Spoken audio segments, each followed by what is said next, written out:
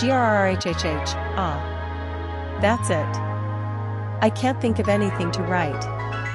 Hans Christian Andersen yelled as he put his pen down while stretching his arms at the same time. Geez, writer's blocks are quite a pain in the ass, he muttered to himself. Right now, Hans was having a massive writer's block as he was in his room, thinking about what story to write next, but failing as he could not think of any ideas. As he sighed in defeat, he laid back on his retractable chair, giving him some comfort. Man, I'm having a hard time thinking of a new story to write about. He then turned around his chair, and as he did, he saw his messy room, filled with papers of past stories and such, along with empty bottles of energy drinks for his usual all-nighters. Well, looks like staying here won't give me anything to think about. Time for a change of scenery. Soon, Hans got out of his room and began walking in the hallway, searching for new ideas to write about. As he did, he tried to search for new ideas to write about but was failing to find any. Having writer's block is a lot more painful than either dealing with that horny nun or reading a trashy story, and that's a lot of work for both of them. Eventually, like what happened earlier, Hans couldn't find any ideas after many minutes of walking in the hallways. Knowing this, he sighed again as he found a chair to sit on along with a table as well. As he did, he brought a small notepad and a pen. He then looked at the ceiling with a blank expression.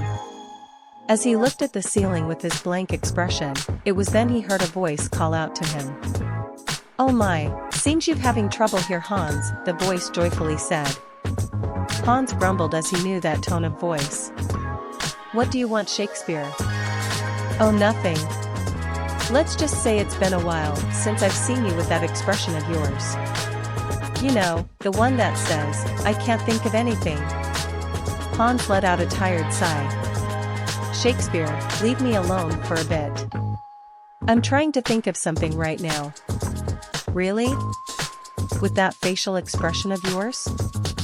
Shakespeare asked with a chuckle in the end. Hans sighed again. "Anyways, what are you doing here?" "Oh.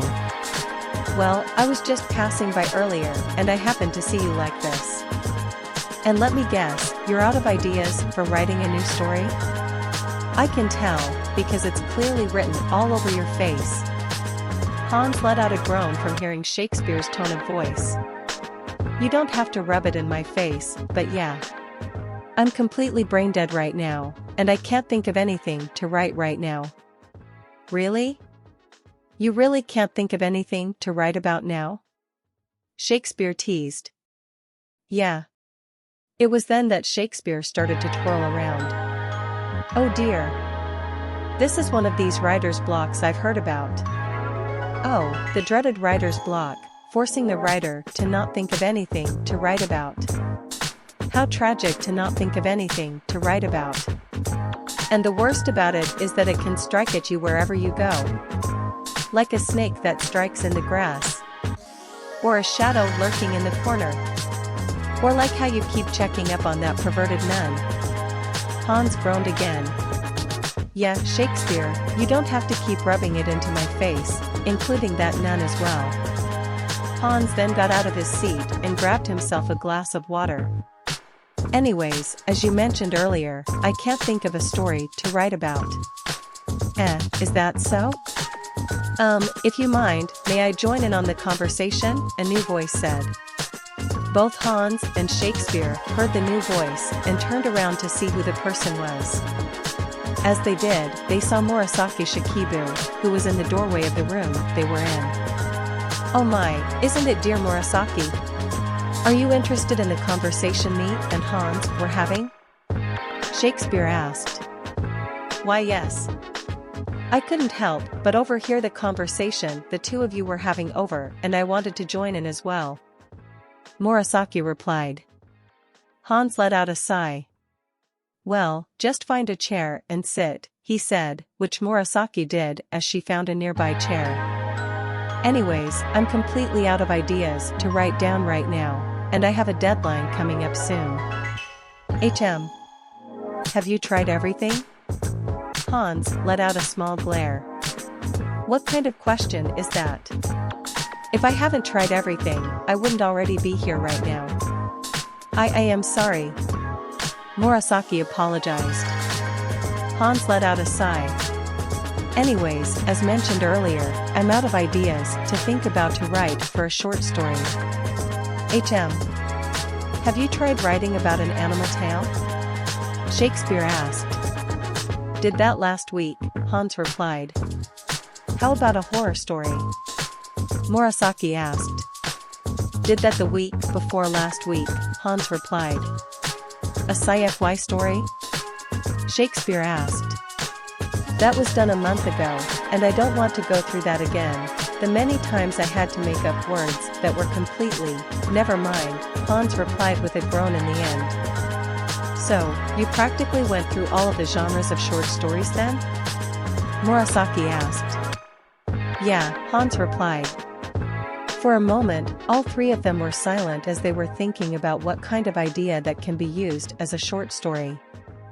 As they were thinking, it was then that a certain couple passed by. And that couple is Shirou and Arturia. Shirou, can we hurry up? I'm hungry. Arturia moaned.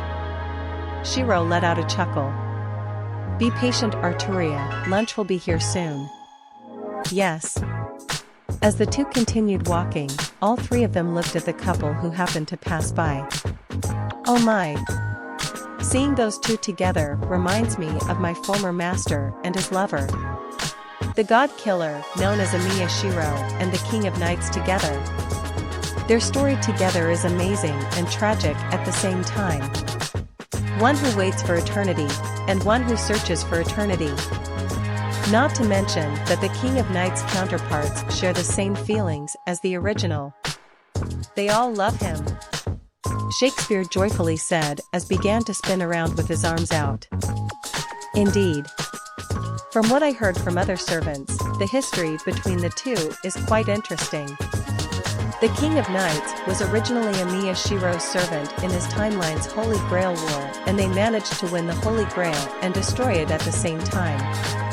Afterwards, they were separated at the end of the war when the King of Nights confessed her love to him, Murasaki said. That sounds like a typical tragic love story to me. Hans said. Shakespeare let out a chuckle. Foo. That's what you may think, Hans, but their love story is a lot deeper than you thought. There's so many twists and turns, deep secrets between the two, a king of heroes who has quite the obsession for her that can be deemed creepy, I'll admit, and finally, my favorite parts, the tear-jerking confessions. Hans let out a sigh. Murasaki, I need some help here. Murasaki let out a chuckle. Well, just try reading about Shirou's life story for a bit, and you'll understand, she said as she handed him a tablet. Hans then grabbed the tablet and looked at what was on it, which was a semi-detailed summary about Shirou's life. As he read it, he was a little shocked at some parts of his origins. Whoa, he actually survived a giant fire, created by the aftermath of the corrupted Grail as a kid. That's something you don't see every day. After a few seconds has passed, he was done reading the tablet, and he was now filled with ideas. He then grabbed the tablet in a hurry. Hey Murasaki. Why yes. Can I borrow this tablet for a while? Eh? Sure, but dash. Thanks. Hans said as he immediately left the room, leaving Shakespeare and Murasaki behind. Well then, looks like he just had a few ideas implanted into him from that tablet you gave him, Murasaki, Shakespeare said. Seems so. I wonder what he will write next. Murasaki replied. Shakespeare let out a grin. We will see soon. Back in Hans' room, Hans was having a massive field day with the information from the tablet he just received. I can't believe I'm thinking this, but Emiya Shirou's story is like a gold mine. There's so many events going on here that you can make a light novel out of it. In fact, I'm not surprised if someone actually made a visual novel of his life story with alternate endings as well. Hans then sat down on his chair and brought out a few pieces of paper and a pen. Alright, now how should I write the story? He thought as ideas began to appear in his head. Obviously, I can't just copy his story, so I need to think of some way to write it. As Hans was sitting in his chair, wondering how he can write a new story, it was then he heard a knock on the door. Who is it? It's me, Ritsuka. Ritsuka replied. Hans let out a small sigh. Come in. Ritsuka then entered Hans' room. As he did, he let out a small sigh upon seeing Hans' room. Man, I know Hans is an accomplished writer, but he should clean up all of this at least. Anyways, what are you doing here? Hans asked, snapping Ritsuka out of his thoughts. Oh. Yeah, Da Vinci asked me to give you this, Ritsuka replied as he handed Hans a box, which Hans received. As Hans received it, Ritsuka happened to look at Hans' work in progress. Are you working on a new story right now, Hans? Yeah, thanks to an unexpected source of inspiration I've just received, which happened to be a summary of a life of a certain hero. A certain hero? Would that certain hero happen to be Shirou? Ritsuka guessed. Yup. Anyways, I'm a bit busy thinking about it right now, so can you leave right now? Sure. Good luck with your story. Ritsuka said as he left the room, leaving Hans alone with his work. Hans let out a small sigh before continuing to his work. Alright, back to my earlier problem. Now how am I going to write a story based on the information I saw? I suppose I could add a few twists and turns to it, although the main problem are the characters themselves. Plus, the roles will make things look obvious. However, it was then an idea came into Hans' head. The roles. That's it. I've just got to change them. And in an instant, he went to work. It should be around here somewhere. Ah, there it is, Shirou thought as he grabbed a book from a shelf. Right now, Shirou was in Chaldea's huge library, checking out a few books about cooking and blacksmithing. As he got the books he needed, he then went over to the counter to check them out, where Murasaki happened to be there as the library's librarian.